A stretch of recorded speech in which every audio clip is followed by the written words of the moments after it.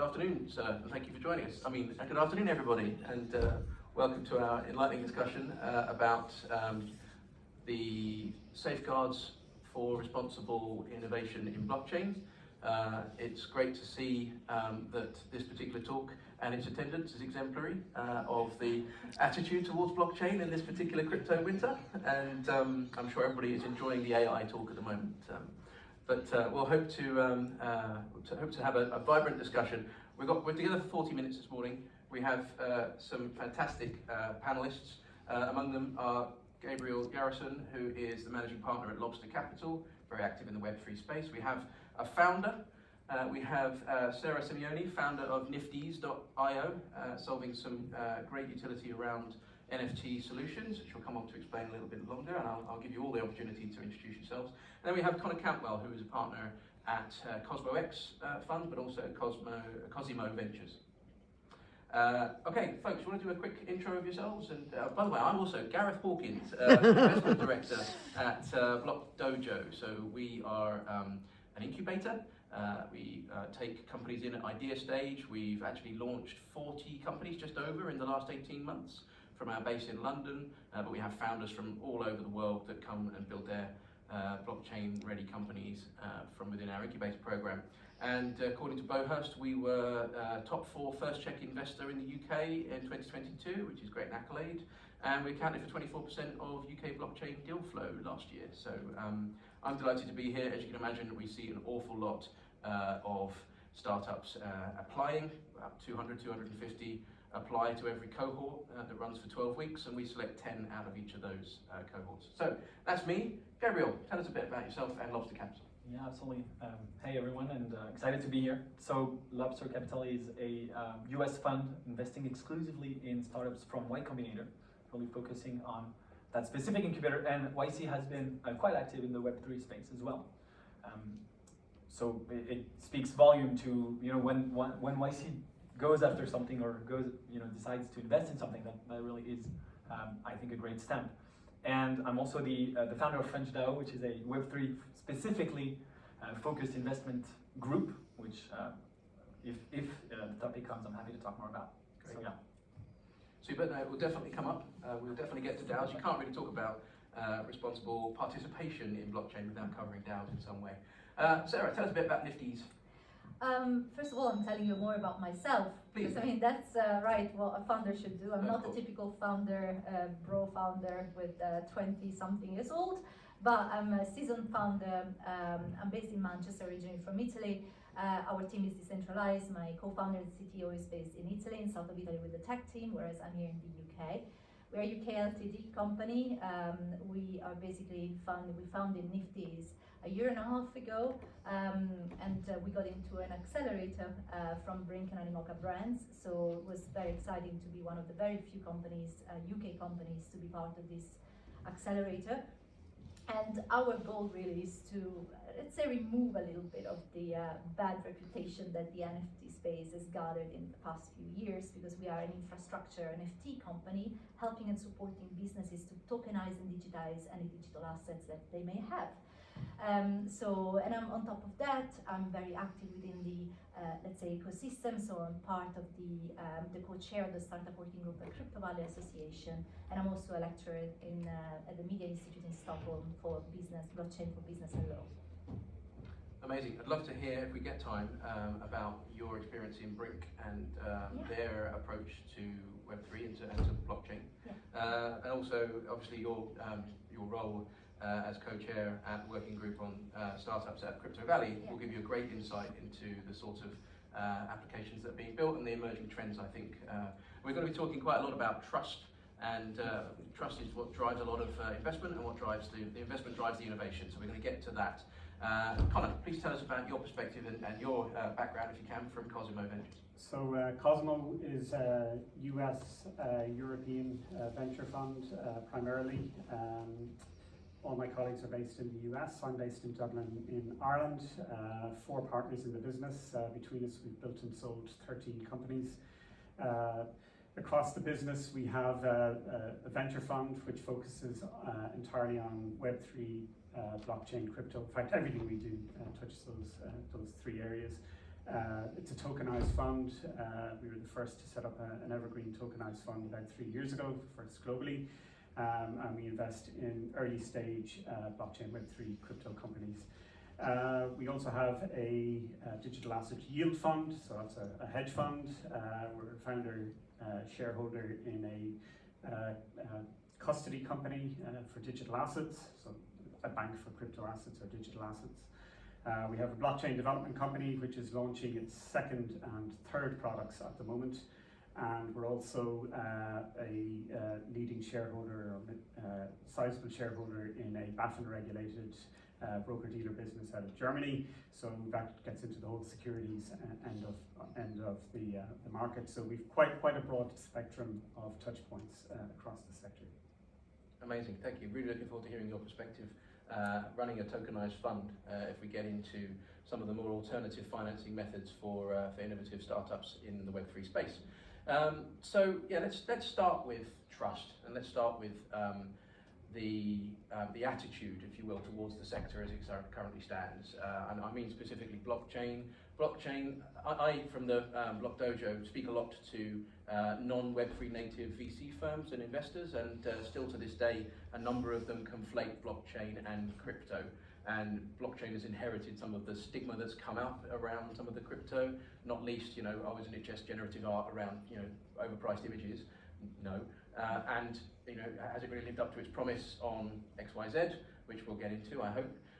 But I think one of the promises that blockchain itself should provide is to render trust almost obsolete, to move to a trustless environment where we're able to verify without necessarily having to have that inherent relationship between the two parties. And I'd really like to explore that a bit further, really. What we can do and what is being done in the Web3 space to improve trust, but perhaps between funders and startup founders when trying to source and place capital to get an innovation off the ground. So maybe we'll start and move round the semicircle, if that's all right. But Gabriel, can you give your perspective on where trust has played a part and where blockchain has helped solve for that or not? Yeah, absolutely. I mean, it's fascinating because everyone, not everyone obviously, but so many people think, oh, crypto is it's for drug dealers, it's for terrorist groups, etc. It's opaque, it's anonymous, and it's actually super interesting to realize that everything is transparent. Everything is actually stored on the blockchain. So every information is actually stored. If you are a drug dealer or whatever, one of the worst ideas you could have would be to use the blockchain because everything stays here forever. But in the stigma, like you said, blockchain and crypto are mixed together, and people think it's the problem. Actually, blockchain is the solution. And blockchain allows transactions to be trustless, like you said, because you don't need to trust a third party. Historically, if you think of banks have been around so that you don't have to trust the person that you're working with. If I tell you, I owe you $10, I do have the 10 pounds, let's go with pound. I do have the 10 pounds. I will accept dollars. Oh, perfect, awesome. You don't know that I have them, but if I send you a wire from my bank account, you trust that the bank checked that it was on my account before sending it to you. But of course, middlemen come with a lot of problems. They're sometimes failing. Banks fail. That happens as well. And so very recently. Exactly. So blockchain really is the solution. So it's very interesting to see that the connotation that it has is the opposite of what it actually does. I do think it needs more time. I do think it needs more of what we're doing of education, of people actually seeing it in action. But it is ultimately the solution, and I think if given enough time, people will actually come to realize that it is much more interesting. And so to answer more specifically your question on founders and investors, there's so many things that you could do today to use the transparency provided by the blockchain. When you're an investor, you can, if you're investing in a Web2 startup, your due diligence process is going to rely on third parties. And it can always be, mingle with, or something the information could be tainted. If it's on the blockchain, if you're looking at investing in a Web3 company, you look at every transaction, everything they've ever done, all of their wallets, you can actually trace all of the history. It's transparent. You can go back in time. It's a time machine. It's a trustless time machine. So I think, once again, with time, people are going to realize this is very interesting. I think in the future, in 5 years from now, 10 years from now maybe, you actually won't be able to get an investment from a fund if you're not providing your blockchain history. It's going to be, you know, prerequisite to actually be considered. Mm-hmm. So in an anti-money laundering sense, as we're getting into now, in that, you know, there's a rising KYC, KYI obligations. Blockchain obviously solves for that. Just want to pick out a keyword that you mentioned several times about transparency. And, you know, just like there are big blockers and small blockers, if you will, in this ecosystem, there are various different factions, Boolean opposing factions that seem to have sprung up. But there seems to be those in the Web3 space that are pro-transparency, and there's those that are pro-anonymity. And does blockchain have a future if we embrace the anonymity piece? This very question could be an entire panel. I think it needs to be both at the same time, which is, it seems counterintuitive, but it can be reconciled. There has to be an anonymity part, right? Otherwise, yeah, from a GDPR perspective, for example. First of all, so many, but at the same time, it's not that there needs to be transparency. The transparency is inherent to it. So it's actually, how do you bring anonymity to the transparent blockchain? And there will need to be a part that is, not completely transparent. The GDPR is one example. A lot of other things. It is a real question today where, if you're a fund and you don't want to disclose your investments, you don't want them to happen on the blockchain. Otherwise, anyone's going to monitor them and just see what you're investing at the minute that you do it, at the second that well, you do it. Well, it's probably not the valuations of them right now, or what you pay to go in. I think that's it. Exactly. Not disclosing. You don't want that to be disclosed. So there has to be tools that are created that most of them don't exist today to bring some, I would say, confidentiality into the blockchain. Yeah. But yeah, it's so both at you're the same touching on time. things like zero knowledge proofs there, right? Where you can have an item that is anonymous or its identity is protected, but its audit trail of its activity is transparent, and there's a bridge between the two. Yeah. On the blockchain, that's zero knowledge proof. Otherwise, you have some stuff in the blockchain, some stuff that remains out. And then bridges, to the. It doesn't have to be everything. Even it's like the internet. Not everything happens on the internet. Most things do, but for I don't know, transporting gold bars, you're not doing it on the internet. There's few stuff that still happen on the real world, and you can have few stuff that still happen as on the blockchain. I've seen a use case where they've tokenized each bar. Of course. Sarah, so we touched on ZKPs there, and obviously you're immersed in building infrastructure products for blockchain. Can you speak a little bit to this element where what it solves for transparency / anonymity where it's needed and building trust? Okay, so I am a big believer, of course, of this space, right? Because we are building and trying to create some products that are useful to people around the world, and more especially businesses. But we are so far away from the real, blockchain transparency, decentralization. I always say, there is no decentralization.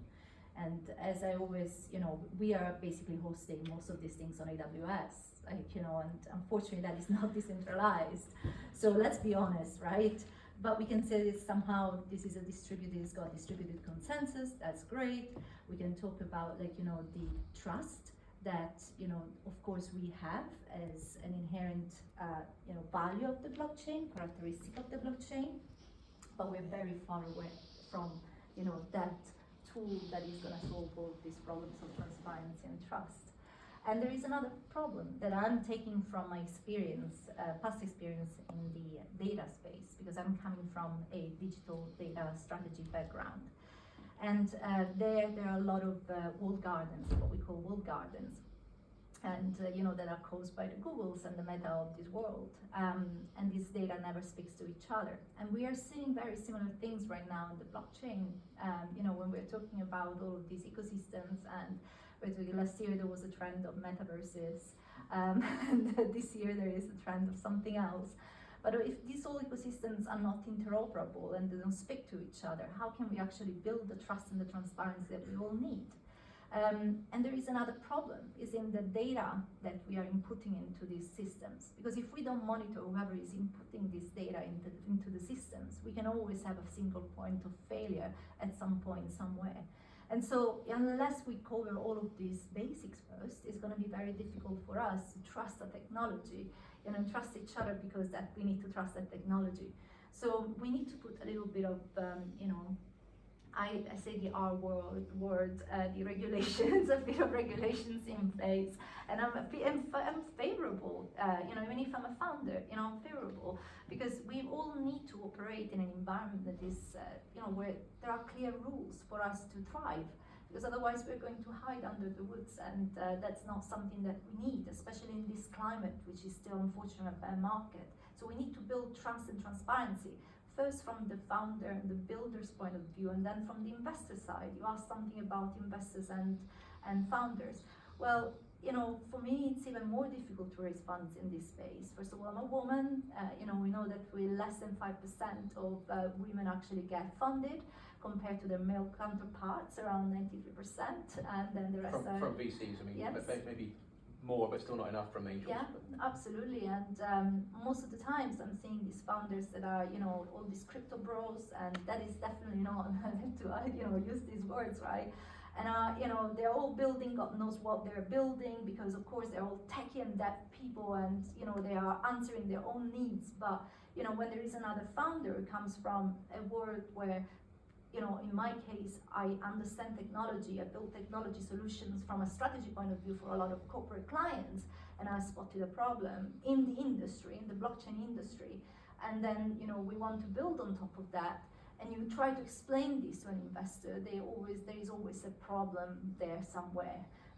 So I think, trust and transparency needs to be built also in relationships between founders and investors, for sure. Okay, great. Well, there's lots you've said. I'm going to unpack some of that, if that's okay. So, excuse me for summarising, in a bit of a nutshell, trust and transparency aren't enough because we also need interoperability and we need regulatory oversight, and that's something that's evolving, perhaps a little bit too slowly in the British system, has evolved in other jurisdictions a lot more rapidly, not surprisingly, absent in the USA at the moment, where you expect there to have been quite a lot of regulation, and it's still evolving, slightly even behind where we're at, you might argue. So let's get into the regulatory thing, because I thought I saw Connor bristle a little bit, but then I realised it was just water off a duck's back to him, because he lives and breathes regulations on a daily basis. But you took a bold step of building out a tokenized fund, and you're very much immersed in investing in solely Web3 plays, solely blockchain, crypto, Web3 ventures, or do you have a more diversified portfolio that can take the tokenized investments? So from just going back to the trust and transparency thing, it's both a massive opportunity and a massive challenge in the same breath. Mm-hmm. And we cross both from highly regulated to totally unregulated projects that we're either doing ourselves or invested in. And in terms of our tokenized fund, so we set it up 3 years ago, actually, just in time for COVID. And it's a security token, so we follow security regulations. So we're operating in a regulated environment, and that brings its own challenges as well. In terms of what we invest in, we look at pretty much anything in the Web3 blockchain crypto space outside of gaming. We don't have enough expertise to look at gaming, and we do seed level investment primarily into those companies. So seed for us is anything from $50K to $1 million. And I must say, as the market has evolved over the last few years, I think we've seen a strong shift away, probably from the crypto bro end of the world, where we are invested, more towards the more regulated end of things. And setting up a tokenized fund, we were one of the first globally to do it. It was massively challenging. I think we dealt with 6 different sets of lawyers across multiple jurisdictions. The legal bill was eye-watering. It's a lot easier to do now. The infrastructure and the rails are in place now, but when we did it, it was tough and expensive. And but it does, going down the tokenization route does open up a whole other world. It means we can bring in, our costs are virtually zero in terms of running the fund, or at least they're minimized. We can bring in very small investors, where if somebody wanted to get into a traditional venture fund, they're writing big checks, $500,000 or $1 million. We can bring in, much smaller investors. The minimum is $10,000.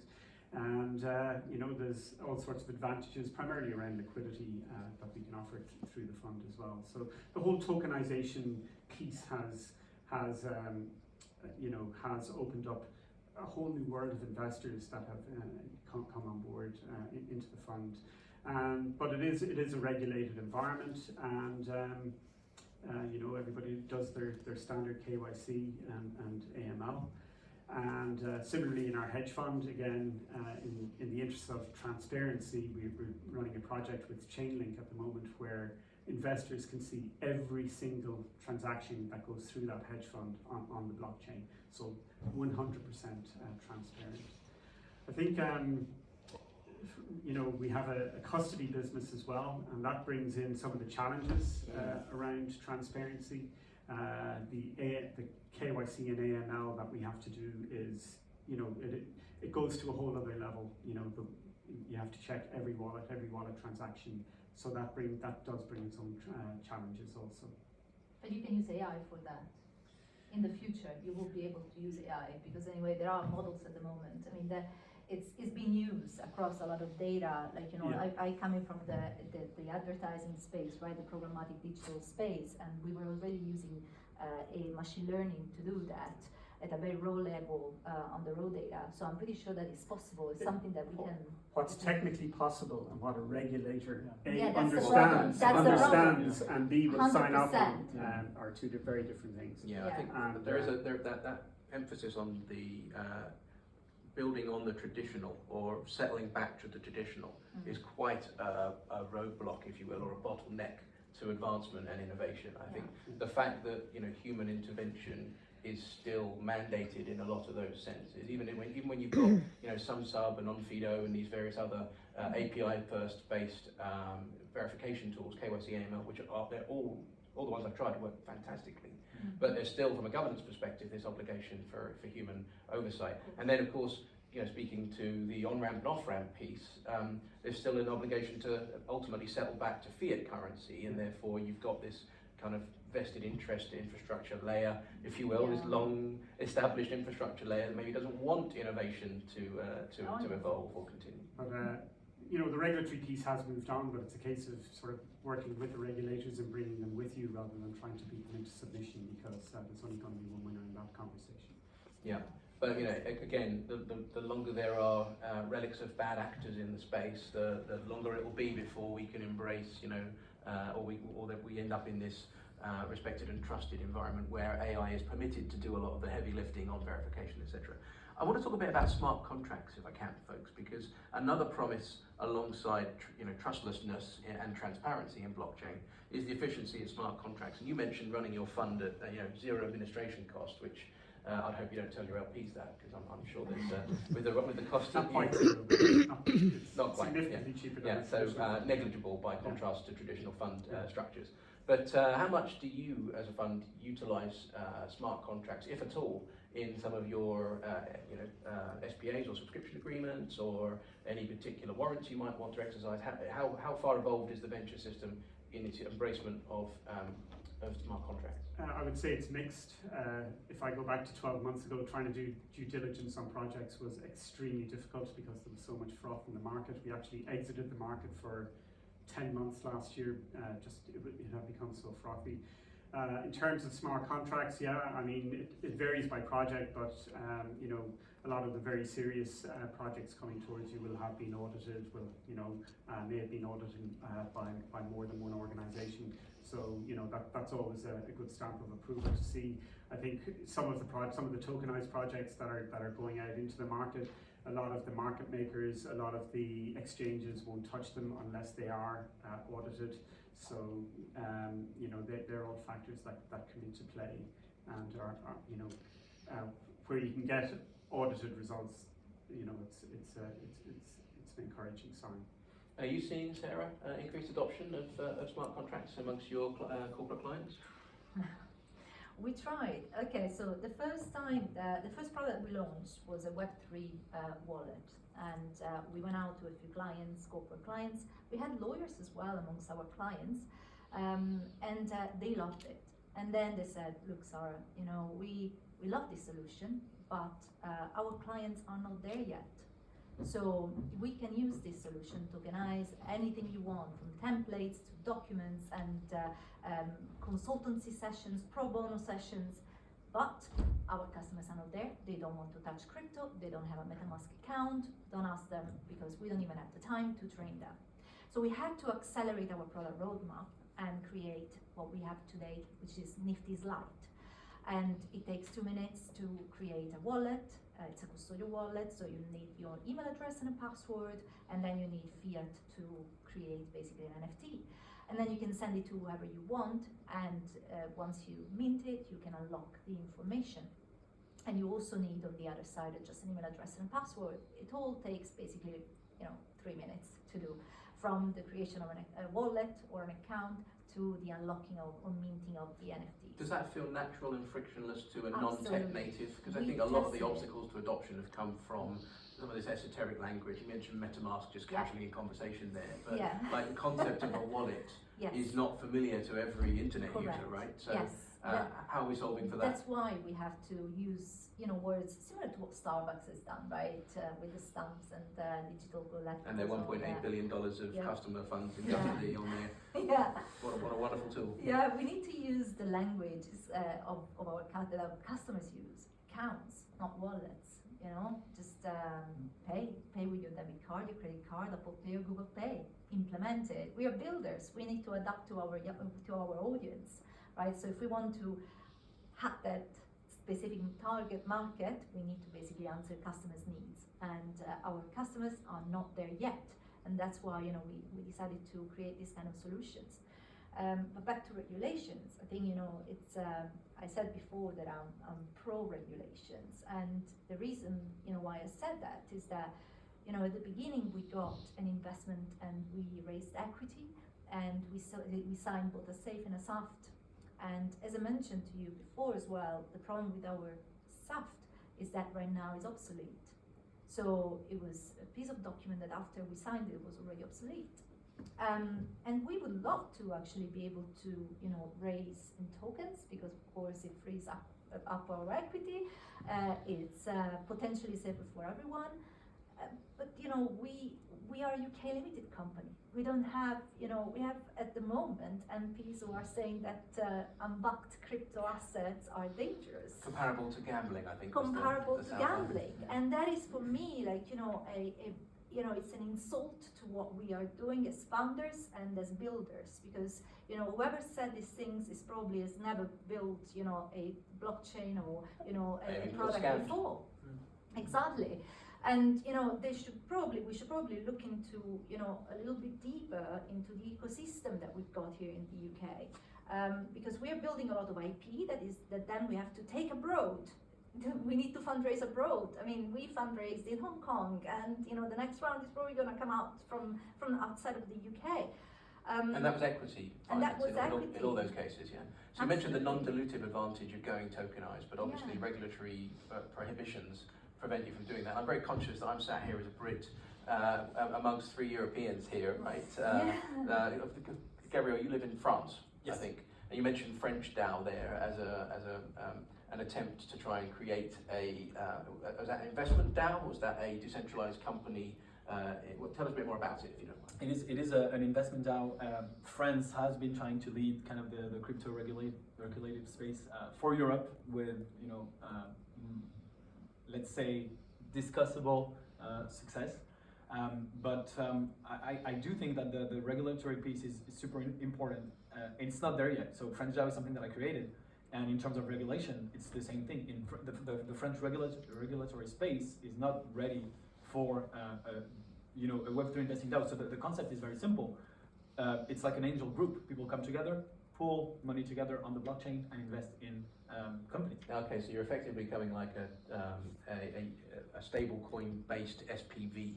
Yeah, absolutely. It is. But there's no regulation for that anywhere. I mean, there is in the US, sort of in some states, but Europe is absolutely not there yet. And is MiCA going to give any clarity to that? Is it going to come within scope under MiCA when that comes to the evolving legislation, which isn't yet into law, into statute yet? But is that going to solve any of this uncertainty? I haven't checked honestly. So Okay. Sarah? I think it will. So far what I've seen is definitely MiCA is one of the most advanced pieces of regulations in Europe. Even if the Swiss market is definitely ahead. right? I mean, it's already possible there to tokenize any shares of a company. We've seen this with an example recently with the Citibank. They've tokenized their shares, and they've done it in a very simple, easy way. They've taken a smart contract, open source smart contract from the Capital Market and Technology Association, the CMTA. And they've basically like tokenized all their shares, and it's all open source, it's all on chain. And it's so much easier, and it takes like, you know, a few minutes for a coder to do it, or at least, you know, I've been speaking to a few people in the regulatory group at the Crypto Wallet Association. It takes around between 5 and 10K. And after that, you know, investors are safe because everything is on chain. You know, you've got more liquidity because you can actually have programmatic rules within the smart contract for vesting, for instance. And of course, the beauty of this for governments is that everybody's going to pay taxes because they're all on the blockchain. It's transparent, it's visible. So, I mean, I don't understand why we shouldn't be, you know... Hey, speaking as someone that is spending too much of his time in looking on the vested platform and Bowhurst and trying to unpick things from Companies House, the lack of transparency in our traditional system around equity ownership is already a problem which blockchain could solve. Your thoughts on that, Gabriel? I think if we take some perspective, I think what's happening is what we've seen happen in you know, for decades with technology is there's two parties that have to converge towards each other. There's the technology, and if you remember the first computers, you know, it was lines of codes, and you then had the graphic interface, and you then had, you know, the first browser was something you couldn't use. So the technology has to converge with the users. The users have to, you know, do what kind of begin adopting the products, but also the developers have to converge to them as well, like you were saying with the wallets. It's the same with regulation. Everything has to move into the same direction. I think we are very early in the space. If we look ahead, you know, in the next 5-10 years, all of those things are going to converge. The technology is going to become more user-friendly. The users are going to become more aware. The regulation is also progressing. You mentioned MiCA, etc.